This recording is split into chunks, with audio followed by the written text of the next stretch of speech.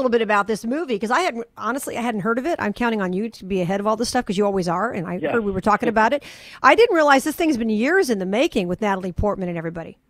Yeah, it's a movie directed by Pablo Larraín, Peter Sarsgaard, Natalie Portman. There's a lot of great actors in here, William Hurt, Billy Crudup. But yeah, it's been in the work for a long time, and a lot of times when this happens, it's because it takes a while for a studio to pick it up, for a studio to believe in it, and they really should have believed in this movie a lot sooner because this movie is really, really good. This is a movie right here that's getting some Oscar buzz, and I'm not sure how many nominations it's going to get, but one place where I absolutely believe that it deserves to get a nomination is for Natalie Portman. She definitely should get a nomination for her portrayal of Jackie Kennedy. She absolutely nails it in this film, Heidi. Everything from the voice to the look to the style. I just think that she really encapsulates everything that Jackie Kennedy really was. And I mean, obviously, when you look at the movie, you're going to be like, oh yeah, that is Natalie Portman. But once you hear that voice, she becomes the character, and it's really, really good. This is the best that I've seen her since Black Swan, and I really, really liked her in that movie. But, yeah, of course, this is the movie about Jackie Kennedy, and it takes place the day of the assassination of her husband, John F. Kennedy, and the weeks after. So we actually get to peer into the emotional psyche of a woman who essentially saw her husband die right in front of her, and how she made the tough decision to, march beside him during his funeral, because you got to keep in mind there was a lot of paranoia during that time because nobody really knew if there was going to be any more assassination attempts on the family. So it was kind of scary. There were people from other countries that were going to be attending the funeral that didn't really want to march beside her, and she just says, you know what, it doesn't matter. If I need to march by myself, that's what I'm going to do. Yeah, that's interesting. We're speaking with Ransom, of course, about the brand new movie Jackie. Yeah, because don't think I've ever seen any portrayal of her that talked about that day and subsequent days when she was having to pack her stuff and leave the White House. I mean, boom, in an instant, your entire life has changed. Now you have to leave because you're no longer the first lady, and that whole thing's fascinating.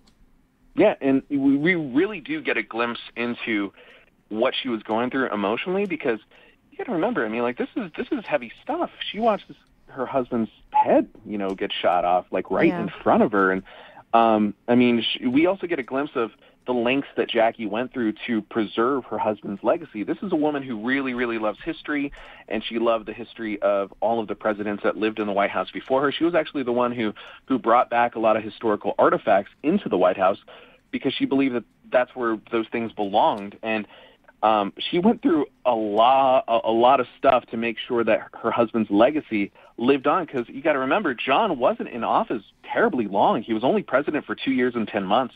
And I mean, he had the Cuban Missile Crisis, but there was a lot more that he had on his plate that he wanted to get to that he never got a chance to get to. There's a scene in this movie that portrays an interview that Jackie gave with a reporter weeks after the assassination, and talk about going to far lengths to preserve her husband's legacy. She actually tells this guy, look, I'm going to tell you what you can and what you cannot write. And she goes through his notes, and she's actually editing his stuff. And, this is a woman who really wanted people to remember her husband for being a great man. Yeah, well, good for her. It sounds like a fascinating movie. I mean, and I like the fact that you liked it, because people my age, people a little bit younger or older, certainly are going to remember more. But I mean, I wasn't, conscious at the time that he was assassinated, but I certainly know the story. And I'll appreciate seeing it because I love history, but I love it that a millennial like you likes the movie too. And that could introduce a whole new generation of people to that story, I would think. Yeah, I mean, a good movie is just a good movie, and this is one of those things where the actors just absolutely nail it. I think that Portman by far is the best. William Hurt, if you know who he is, he plays he plays a priest in this film, and those are actually my most favorite scenes of this movie because here's a woman who, you got to remember, she watched her husband die. She's going through an incredibly hard time of her life, and she's having difficulty with her faith, and she's really opening up because to the rest of the world, she has her walls up and she has to be strong. But when she's talking to this priest, you actually get to see that she's going through some really, really hard things, and she opens up a lot. And those really are my favorite moments of this movie.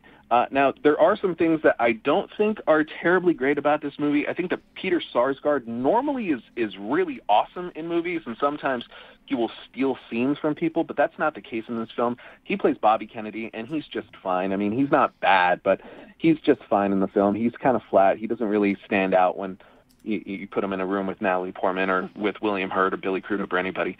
And then another thing that I really didn't care too much about this movie, Heidi, was the cinematography. Everything just felt very one shot, like everything was just centered. The director really didn't do anything with the camera that we've never seen before. It almost kind of felt like a documentary, and maybe that's what they were going for. And a lot of the colors obviously are going to be sad and somber because of the content that we're talking about in this movie. But the way that he shot the movie, I just felt like it was a little bit dull. Interesting. So, and, that's what I love about your analysis. You can look at a movie and you can pick out certain parts that are really great, certain parts that aren't great. Still, it's a great movie overall, you're saying, but certain things could have been better. So I love that analysis. Yeah, thank you. Excellent stuff. What's coming up next week, my friend? Next week, we're actually talking about another movie that has a lot of Oscar buzz around it. It's a movie called Nocturnal Animals, which has Amy Adams in it. Oh, sounds good. All right, Ransom Palooza. We'll follow you on Twitter. We'll talk to you next week, my friend. Thank you. Thank you, Heidi.